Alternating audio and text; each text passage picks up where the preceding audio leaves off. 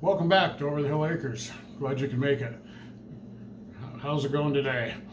It's kind of chilly out here today, as you can see out the window over my left shoulder here. It is sunny out, but that's not going to stay that way for long. The weather's supposed to start changing here. It's November 6th.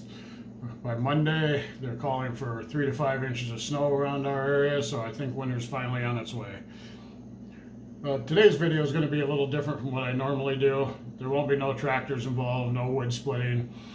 I have talked about my wife Corinda in previous videos, so I wanted to do a little video about her and what she does in her life and where she's at right now. So as we speak, and I'm recording this video, she is in Africa for 2 weeks. She's over there teaching ladies how to deliver babies, teaching young girls and women about feminine hygiene and birth control. The area of Kenya she goes into over there, and the surrounding communities are very poor. It is definitely a third world country over there. So she has quite the task going on over there. Her friend, who is a doctor, and her co-founded Mustard Seed Global Health and Wellness Incorporated, and this has been going for, I think, about 3 years now. It's picking up steam in a big way. They have been doing tons of good over there. The Lord has opened a door for them. My wife didn't hesitate to step through, and she got herself involved in stuff she never thought she would be doing, and she's loving it. She goes over there twice a year for 2 weeks at a time, usually in June and then in November. She takes supplies over with her, medical supplies that she's allowed to take and get into the country, and distributes them at these clinics over there, and helps midwives train to be able to deliver babies. The mortality rate for newborn over there is very low, and it just took her heart by storm when she went over there and seeing this. She couldn't sit back and just watch. So now she's heavily involved in this, and she's going full bore, trying to get this going bigger and bigger. So there's no video of my wife doing this, but I have a bunch of pictures that I've put together as a slideshow. I'll narrate a little bit as it goes through, and then at the end of this, feel free to go to the description of the video. I'll have contact information for my wife if anybody so wants to contact her to find out more about mustard seed or donate or wonder how they can help. She would love the support. The more support, the better. These people over there have next to nothing, but as you can see in these pictures, they're always smiling. They know it. They know over there something we don't. We have so much over here that we take everything for granted. It's hard to explain. Let me show you some of these videos, and then we'll go from there. Enjoy.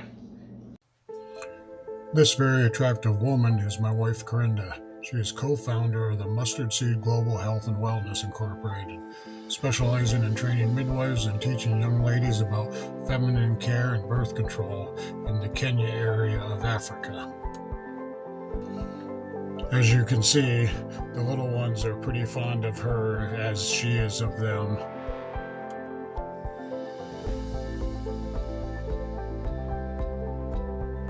As you can see, these hospitals and clinics are far below the standards of what we have in the U.S., so her tasks of teaching them proper health care can be quite daunting at times. Most of the clinics only have a couple of beds. Many of the women give birth on the floor. That is the ones that can't even get to a clinic. The majority of them give birth at home in their mud shacks. Survival of newborns in this area is low. She's hoping that passing her midwife skills on to these women and men can help make a difference.